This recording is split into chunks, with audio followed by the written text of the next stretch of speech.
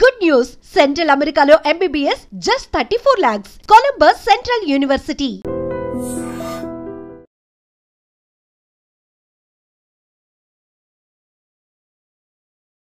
Hi guys, welcome to I dream secrets of healthy lifestyle with చాణక్యలో. ఈరోజు మనం తెలుసుకోబోయే టాపిక్ ఏదైనా ఉందంటే అది గ్యాస్ట్రిక్ ఇష్యూస్ గురించి.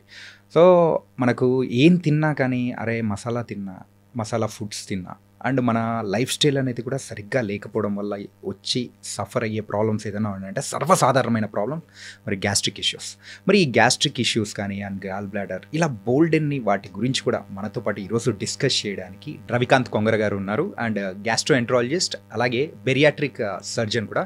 మరి సార్ వీటన్నిటి గురించి మనలో ఉన్న డౌట్స్ చాలామందికి ఉండే ఉంటాయి కదా, మరి నార్మల్ లైఫ్ స్టైల్లో ఉన్న ఆ ప్రాబ్లమ్స్ అన్నిటి గురించి కూడా సార్ ఏం చెప్తారు కూడా మనం రీసెంట్ టైమ్స్లో కూడా కొన్ని బయట వింటున్నది ఏంటంటే హాస్టల్స్లో పెట్టి కొన్ని ఫుడ్స్ కొంచెం హైజీనిక్గా లేకపోవడంతో సో వాళ్ళు ఏంటంటే ఆ కడుపు నొప్పి, ఆ గ్యాస్ అనేది కూడా ఎక్కువ ఉండడం, ఇంతవరకు ఆ తేపులు ఒకటేమైనా రావడం అండ్ ఇలా బోలెడన్ని ఇష్యూస్తో కూడా వచ్చేసి ఒక ట్యాబ్లెట్ అనేది వేసేసుకుంటారు. అప్పటికేమో కొంచెం సర్దుమణిగిపోతుంటుంది అండ్ కొన్ని శాషెట్స్ వస్తాయి వాటర్లో వేసేసుకొని తాగడం. సో ఇది రెగ్యులర్గా చేస్తూ ఉన్నారనుకోండి, ఎక్కువ డ్యామేజెస్ అయ్యే అవకాశాలు ఉంటాయంటారా? అంటే ఇప్పుడు చూడండి, ఒకప్పుడు కూడా మన పెద్దవాళ్ళు అనేవాళ్ళు వేరే వాళ్ళు బాగుపడుతున్నారంటే అసూయ పడేవాళ్ళు, ఈర్ష్య వాళ్ళకి వీడి కడుపు మంట వస్తుందని అంటారు. అర్థమైంది? అవును, కడుపు మంట, నీకేంటి కడుపు మంట అంటారు. అంటే వేరే వాళ్ళ మీద నెగిటివ్ ఫీలింగ్ లో కూడా మన బాడీలో యాసిడ్ ఎక్కువ ప్రొడ్యూస్ అవుద్ది. సో యాసిడ్ ఎక్కువ ప్రొడ్యూస్ అయితే ఏమవుతుంది, అల్సర్స్ ఫామ్ అవటం, ఎసిడిటీ ఫామ్ అవటం, తేపులు ఎక్కువ రావటం, ఇవన్నీ కూడా ఉంటాయి. సో అలాగే ఇప్పుడు అన్హెల్దీ ఫుడ్ ఉంటుంది, స్ట్రెస్ ఉంటుంది, స్ట్రెస్లో కూడా యాసిడ్స్ ఎక్కువ ప్రొడ్యూస్ అవుతాయి. సో కంటెంట్ అట్లీస్ట్ మంచి కంటెంట్ తిన్నాం అనుకోండి, మన ట్రెడిషనల్ మీల్ ఎలా ఉంటుంది, ఒక కూర అన్నం, రైట్, ఒక పప్పు అన్నం, ఒక పెరుగన్నం, రైట్, అన్నీ చక్కగా ఫినిష్ చేసుకుని లాస్ట్కి పెరుగన్నంతో ఫినిష్ చేస్తాం. పెరుగులో ఏముంటాయి, లాక్టోబాసిల్లస్ ఉంటుంది. లాక్టోబాసిల్లస్ అంటే అది నైట్ అంతా తోడుపెట్టిన పెరుగు ఉంటుంది కదా, దాంట్లో కొన్ని గుడ్ బ్యాక్టీరియా ఉంటాయి. ఆ లాక్టోబాసిల్లస్ అనేది చాలా మంచిది గట్ హెల్త్కి. మన మంచి బ్యాక్టీరియాని బాడీలో పెంపొందిస్తుంది. ఇలాంటివి మన ట్రెడిషనల్ ఫుడ్ కొంచెం టేస్ట్ తగ్గినా దానికి అడ్జస్ట్ అయ్యి ఉంటే కనుక యూజువల్గా మన గట్ హెల్త్ ఇంప్రూవ్ అవుతుందండి. ఒకప్పుడు మా చుట్టాల్లో ప్రొఫెసర్ వెంకటేశ్వరరావు గారు అని ఉన్నారు. ఈ was a very famous scientist అనమాట. ఓకే, ఆయన చెప్తా ఉంటారు, ఆయన హీఈస్ ఇంటూ 75 అలా ఉంటుంది. ఆయన చెప్తా ఉంటారు, మా చిన్నప్పుడు మేము సద్దన్నం తినేవాళ్ళం, అసలు ఎంత టేస్టీగా ఉండేదో రవి అని ఆయన డిస్క్రైబ్ చేస్తుంటే అయ్యో ఐఎమ్ మిస్సింగ్ సంథింగ్ అని అనిపిస్తూ ఉంటుంది. ఇప్పటికైనా కానీ ఉదయం వెళ్ళి ఈ టిఫిన్లు ఇడ్లీలు ఏమీ లేవు, ఉదయం వెళ్ళగానే మాకు ఇంత సద్దన్నం పెడతావా అని అనేవాళ్ళం. వాళ్ళు ఆ చేసే ప్రాసెస్ని అంతా అదొక ఫ్యాసినేటింగ్గా చెప్తారు. That is also fermented food. Yes, night పెట్టేసి అండ్ మార్నింగ్ తినడం. ఎప్పుడైతే ఫెర్మెంట్ చేస్తామో, ఇప్పుడు చూడండి దోశ పిండి ఉంటుంది, మీరు ఈ రోజు రుబ్బి ఈ రోజు దోశ ఏంటి టేస్ట్ ఉండదు. అవును, దాన్ని 1 or 2 days మినిమం పులిస్తేనే దాని టేస్ట్ ఉంటుంది. సో దానికి టేస్ట్ వచ్చింది అంటే దాని అర్థం ఏంటి, good thing for our health అనే దానికి కొంచెం టేస్ట్ కూడా ఒక్కోసారి పెరగచ్చు అంటే దానికి. సో అదే కంటెంట్ ఏం లేదు, ఒకరోజు ఆగితే ఆ ఫెర్మెంటేషన్లో గుడ్ బ్యాక్టీరియా వచ్చి మన హెల్త్కి ఇంప్రూవ్ చేసే అవకాశం ఉంటుంది. సో అలాంటివన్నీ మన పాత ట్రెడిషన్స్ అన్నీ కూడా అందరం మర్చిపోతా ఉన్నాము.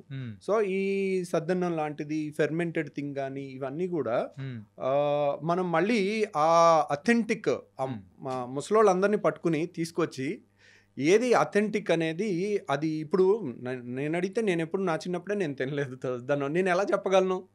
మా ముందు జనరేషన్ వాళ్ళు చెప్తుంటే వింటా ఉన్నాం. సో కానీ ఇప్పుడు అథెంటిక్ చేసేవాళ్ళు ఎక్కడో ఏళ్ల మీద లెక్క పెట్టచ్చు. వాళ్ళని తీసుకొచ్చి దాన్ని తయారు చేయించి దాన్ని ప్రాపగేట్ చేస్తే ఇప్పుడు మంచి తోడేస్తే మంచి టేస్ట్ పెరిగి వస్తుంది. అట్లాగే ఆ సద్దన్నంలో కూడా వేసే కంటెంట్ స్టార్టర్ ఉంటుంది. స్టార్టర్ని రోజు ఆ గంజిలోంచి తయారు చేస్తారు. అది గంజిని వార్చి గంజిని పులవబెట్టి దాంట్లో వచ్చే బ్యాక్టీరియా ఉంటుంది. పెరుగులో ఉండే బ్యాక్టీరియా వేరు, దాంట్లో ఉండే బ్యాక్టీరియా వేరు. సో ఆ స్టార్టర్ నుంచి తయారు చేయటం అనేది ఇప్పుడున్న వాళ్ళలో ఎంతమంది చెప్తారు ఇది సద్దన్నం అని, కానీ ఆ అథెంటిసిటీ అనేది రియల్గా మళ్ళీ మనం రీడిస్కవర్ చేసుకోవాల్సిన టైం వచ్చింది మన గట్ హెల్త్కి. ఆ టేస్ట్ని కూడా మిస్ అవ్వకుండా వాళ్ళు ఇప్పటికీ ఆయన చెప్తూ ఉంటే ఆయన ఫేస్లో ఆ ఎక్సైట్మెంట్, మా చిన్నప్పుడు ఇలా తినేవాళ్ళం, సద్దన్నం పెడితే ఎంత ఆనందంగా తినేవాళ్ళం అని చెప్తా ఉండేవాళ్ళు. సింపుల్గా మన ఇమాజినేషన్లోకి వెళ్తున్నాం, ఆ తింటున్న ఫీలింగ్ ఆ ఫీలింగ్ అనేది వచ్చేస్తూ ఉంటుంది. ఓకే సార్, ఈ ఫుడ్స్ విషయానికి వచ్చాం కాబట్టి ఫుడ్స్ విషయంలో మెయిన్గా మన హైదరాబాద్ డిసీస్ అనే కాదు, ఇప్పుడు ప్రజెంట్ ఉన్న ట్రెడిషన్ ప్రకారం అయితే అందరూ కూడా biryani is very common thing. బిర్యానీలో లాట్ ఆఫ్ మసాలాస్ అన్నీ ఉంటాయి. దాంతోపాటు కాంబినేషన్గా ఒక బ్లాక్ కూల్ డ్రింక్ అనేది కూడా యూస్ అంటే తాగుతూ ఉండే అవకాశాలు అనేది కూడా ఎక్కువ ఉంటుంది. ఈ రెండింటి కాంబినేషన్ సో మన గట్ హెల్త్కి ఏమైనా ప్రాబ్లం తెస్తుందా? సో బిర్యానీస్ వల్ల మన ప్రాబ్లం తెస్తుందా అంటే యూజువల్గా వన్స్ ఇన్ ఎ వీక్ తిన్నాం అనుకోండి, ఓకే, ఇట్స్ ఓకే. బట్ బిర్యానీని కూడా ఇంట్లో మంచిగా చేసుకుని కూడా చాలా బాగా కుక్ చేసుకుని కూడా తినొచ్చు. ప్లస్ కూల్ డ్రింక్ అనేది కూడా once in a week is okay. So కానీ cool drink can destroy somebody's life. కొంతమంది పిల్లలు ఏంటంటే ఫ్రిడ్జ్లో 2 లీటర్ కూల్ డ్రింక్ బాటిల్ తెచ్చి పెట్టుకుని మంచినీళ్ళు తాగినట్టు తాగుతున్నారు. వాళ్ళు అసలు that is very destructive thing అనమాట. Cool drinks are not good, more dangerous than alcohol నేను చెప్తాను. కూల్ డ్రింక్స్ ఎక్కువ తాగటం. Okay. So it has not because of gas వల్ల కాదు. Gas is very good. Gas ఏముంటుంది దాంట్లో ఉండేది కార్బన్ డైఆక్సైడ్. కార్బన్ డైఆక్సైడ్ తాగామనుకోండి వెంటనే తేపు వచ్చేస్తుంది, లేదంటే కరిగిపోతేనేమో కరిగిపోయినా కానీ గాల్లో మనం ఆక్సిజన్ కన్నా కార్బన్ డైఆక్సైడ్ 20 times ఫాస్ట్గా బాడీలోకి వెళ్తుంది. అలాగే 20 times ఫాస్ట్గా బ్రీతింగ్లోంచి బయటకు వచ్చేస్తుంది. So 20 times faster diffusion. కాబట్టి మనకి carbon dioxide is not unhealthy. But ఆ కూల్ డ్రింక్లో ఒక కోకా-కోలా గ్లాస్లో 16 ప్యాకెట్ల షుగర్ ఉంటుంది. 16 ప్యాకెట్ల షుగర్. మీరు కోకా-కోలా సీఈఓని ఇంటర్వ్యూ చేసింది ఉంది, మీరు కావాలంటే యూట్యూబ్లో చూడొచ్చు. కోకా-కోలా సీఈఓని మన సినిమా హాల్లో తీసుకునే ఈ సైజు కూల్ డ్రింక్ గ్లాస్ ఉంటుంది. ఈ గ్లాస్లో ఎన్ని ప్యాకెట్ షుగర్ ఉంటుంది అని అంటే 16 ప్యాకెట్ల షుగర్. 5-star హోటల్లో మనం టీ కలుపుకునేటప్పుడు ఇస్తారు చూడండి, అలాంటి 16 ప్యాకెట్లు మినిమం షుగర్ ఉంటుంది. సార్ ఒక చెంచా మనము షుగర్ వేసుకుంటేనే కాఫీలో అరే ఎక్కువ అయిపోయిందని చెప్పేసి అని అనుకుంటుంటాము. కాకపోతే ఇంత టూ మచ్ ఆఫ్ షుగర్ అనేది కూడా మనం కన్జ్యూమ్ చేస్తున్నామంటే ఆ టేస్ట్ అనేది ఆ గ్యాస్, ఆ కూలింగ్ అండ్ ఈ షుగర్ 3 కలిసేసరికి వస్తుంది. ఓకే. సో యాక్చువల్గా మీరు గ్యాస్ లేదనుకోండి, అసలు గ్యాస్ అంతా జస్ట్ షేక్ చేసి గ్యాస్ అంతా తీసేసి ఒట్టి కూల్ డ్రింక్ తాగండి, ఎవరు తాగలేడు. కూలింగ్ లేకుండా వేడిగా తాగలేరు. సో షుగర్ లేకుండా కొద్దో గొప్ప తాగొచ్చు. సో మోస్ట్ డేంజరస్ మనకు చిన్నప్పుడు గోలీ సోడాలు ఉండేవి. అవును. సో దాంట్లో కూడా కార్బన్ డైఆక్సైడ్ ఉండేది.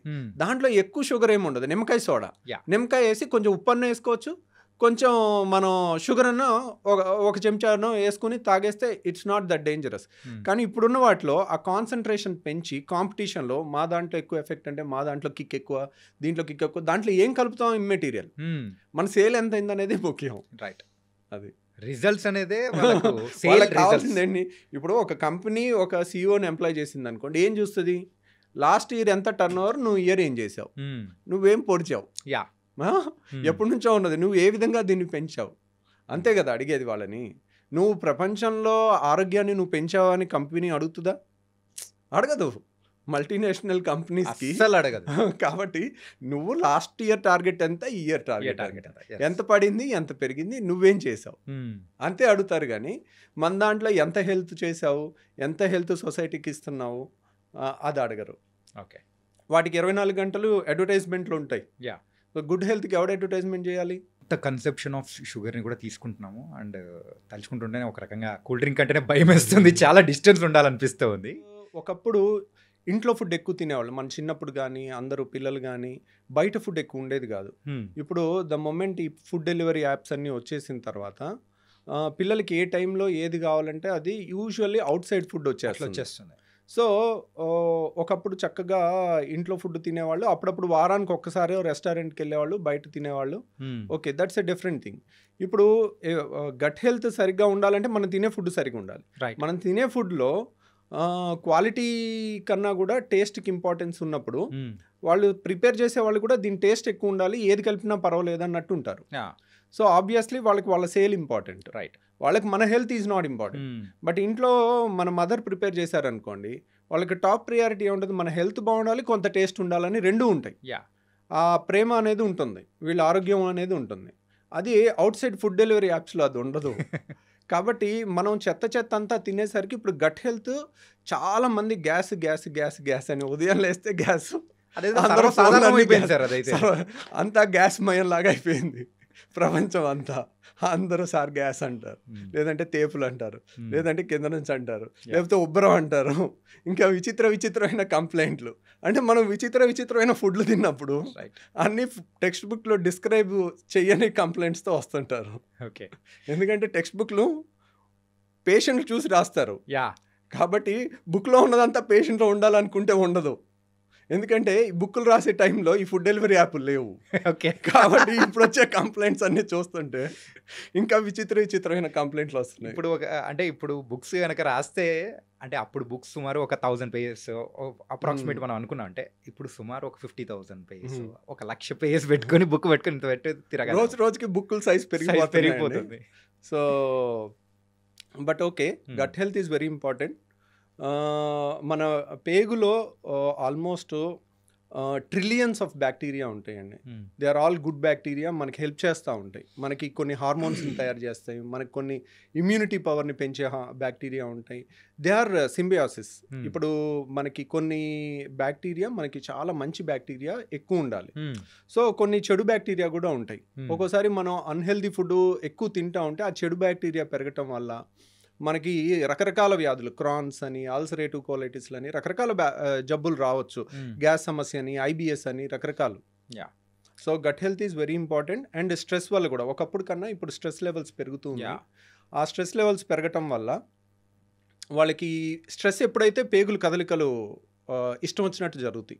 సార్ అది ఎమోషన్స్కి సంబంధించి మరి ఇక్కడ అంటే దానికి దీనికి లింక్ ఎలా పడుతుంది సార్? అంటే ఇప్పుడు మీరు ఎప్పుడైనా ఒక పిల్లల్ని భయపెట్టారు అనుకోండి, సడన్ గా ఇది పోసేసుకుంటారు. అవునా, నడిచిపోయింది అంటారు, ఇది కూడా అవుతుంది. అంటే వాళ్ళు భయపెడితే పేగులు కదులుతాయి.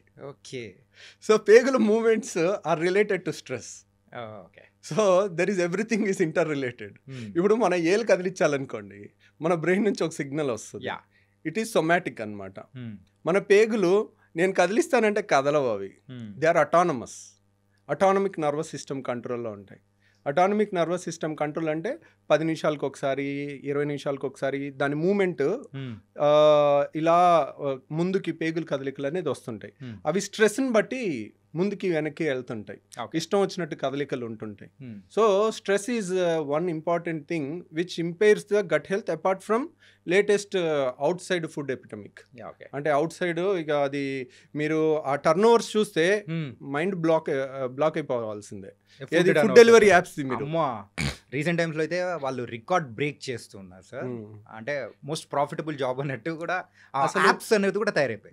ఏంటంటే ఇప్పుడు మీరు ఒక్క ఇంట్లో ఒక పూటకి ఒకళ్ళు ఒక రెస్టారెంట్లో ఆర్డర్ పెట్టుకోవట్లే, నాకు ఇది ఇక్కడ కావాలి, నాకు ఇది ఇక్కడ కావాలి, ముగ్గురు బాయ్లు వచ్చి డెలివరీ చేసే టైమ్స్ కూడా ప్రతి ఇంట్లో మీకు I don't think any one is exception. ఎవరింట్లో అయినా కానీ ఒకళ్ళు ఉంటే ఒకళ్ళు పెట్టుకుని దాన్ని అడ్జస్ట్ అయి తిందాం అని కూడా ఉండట్లేదు. నాకు ఇది కావాలి, నాకు ఇక్కడ ఇది కావాలి, ఇద్దరు పెడుతున్నారు. అనవసరంగా ఎక్కువ అయిపోయి మిగిలిపోతుంది కదా అని ఇంట్లో వాళ్ళు అందరూ ఎవరో ఒకళ్ళు తినేసి ఇంకా పాడు చేసుకుంటున్నారు. అండ్ ఈ మసాలాస్ దాని గురించి కూడా మాట్లాడుకుందామా సార్?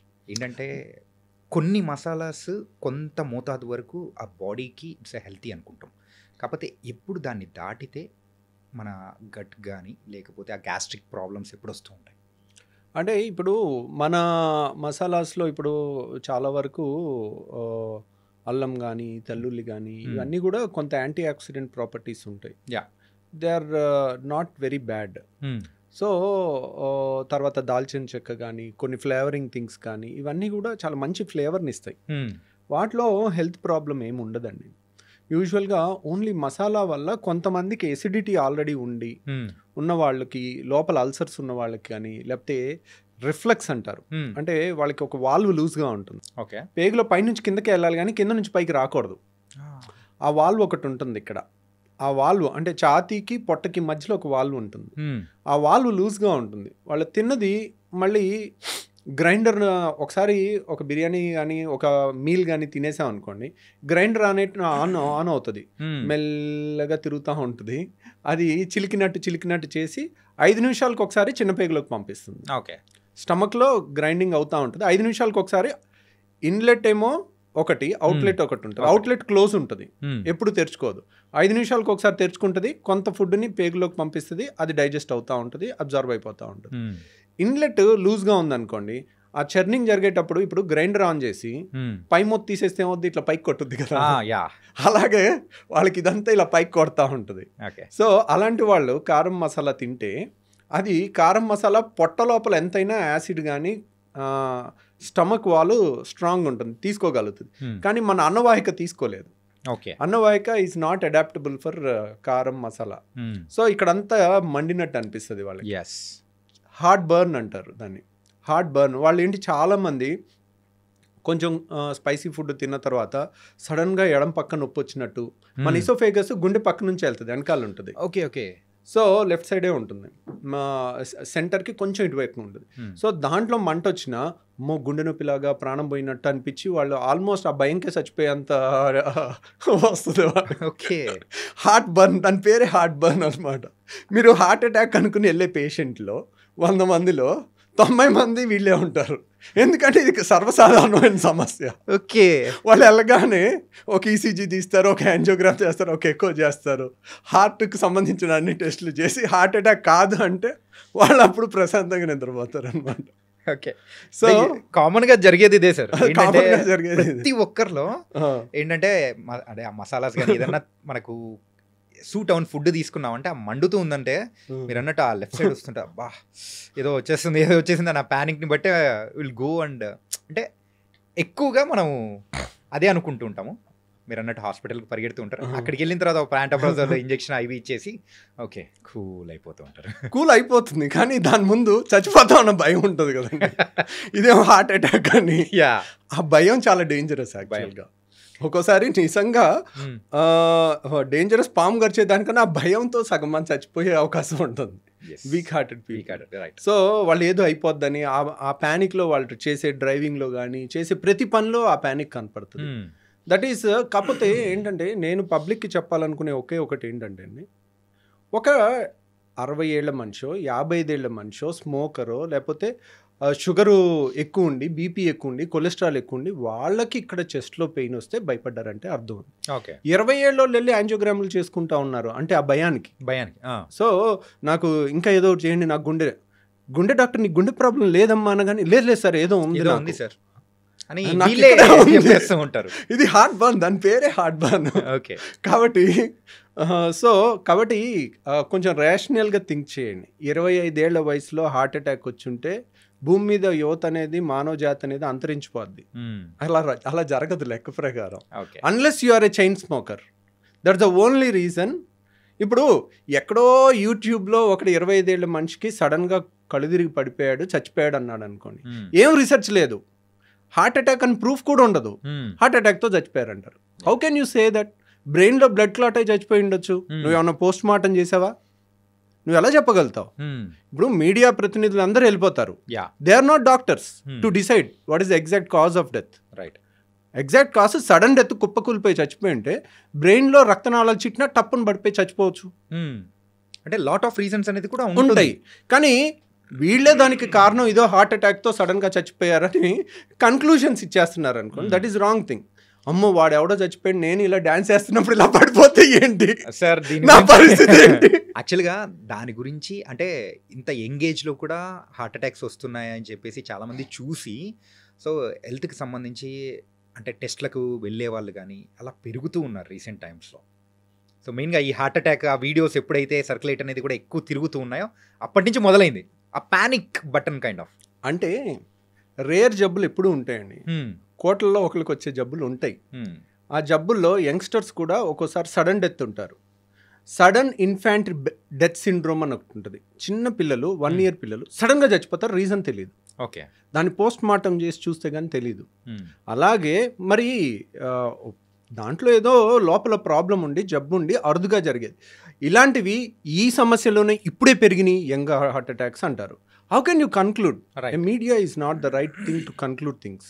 సో దాంట్లో ప్రాబ్లం ఎక్కడ జరుగుతుందంటే, ఇప్పుడు 30 ఏళ్ల కింద లేనిది ఇప్పుడు కొత్త జబ్బులు ఏమొచ్చినాయి అని, 30 ఏళ్ల కింద లేనిది ఇప్పుడు ఉన్నదేంటి, ప్రతిదాన్ని ప్రతి ఒక్కడు మొబైల్లో చిత్రించి పెట్టేస్తున్నారు. 30 ఏళ్ల కింద కూడా జరిగినాయి అలాంటివి, అంతే కదా. ఇప్పుడు నెంబర్ ఆఫ్ సడన్ డెత్స్ అనేది, ఇప్పుడు ఒలింపిక్స్లో రన్నింగ్ రేస్లో చనిపోయిన వాళ్ళ వీడియోస్ చూడండి. యంగ్ అథ్లెట్స్ ఉంటారు, వాళ్ళకి హార్ట్లో ఒక కండిషన్ ఉంటుంది, HOCM అంటారు దాన్ని, హైపర్ట్రోఫిక్ అబ్స్ట్రక్టివ్ కార్డియోమైపతి. అలాంటి వాళ్ళు అథ్లెట్స్ ఉంటారు, వాళ్ళకి సడన్గా ఒక్కోసారి హై హార్ట్ రేట్ వచ్చినప్పుడు సడన్గా హార్ట్ ఆగిపోద్ది, అలాంటి చచ్చిపోతారు. అలా మీరు కావాలంటే అలాంటి వీడియోస్ కూడా ఉన్నాయి. అథ్లెట్స్లో హార్ట్ అటాక్ రాదు కదా, రాదు. అది HOCM జబ్బు వల్ల వచ్చింది. ఓకే, అది డాక్యుమెంటెడ్ థింగ్స్, దాన్ని రీసెర్చ్ థింగ్ ఉంటుంది. ఎవరైనా చనిపోయారంటే రీసెర్చ్ చేసి ఇది పక్కా హార్ట్ అటాక్ అని ప్రూవ్ చేసి మనం మాట్లాడాలి.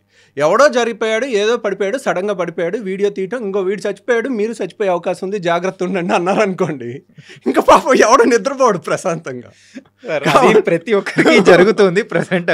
So these things are there in the past, these things are there present. ఇన్ని కోట్ల మంది దగ్గర కెమెరాస్ ఉన్నప్పుడు మీరు 90s లో 2000s లో హై ఎండ్ సినిమాలు తీసే కెమెరాలు ఉన్నాయి చూడండి, వాటికన్నా ఇప్పుడున్న మొబైల్లో మోర్ క్లారిటీ వస్తుంది. అంటే ప్రతి ఒక్కరి దగ్గర ఫిల్మ్ మేకింగ్ కెమెరాస్ ఉన్నట్టు, అవన్నీ స్పెషల్ ఎఫెక్ట్స్ పెట్టి బ్యాక్గ్రౌండ్ మ్యూజిక్ పెట్టి ఇలాంటివి చూపించామనుకోండి, అందువల్ల ఒత్తిడి ఎక్కువైపోయి అనవసరమైన టెస్ట్లు ఎక్కువ చేయించుకుని వాళ్ళు చాలామంది పాపం భయంతో బతుకుతూ ఉన్నారు. Sir, one life lesson what medicine has taught you. Whatever you can do without expecting.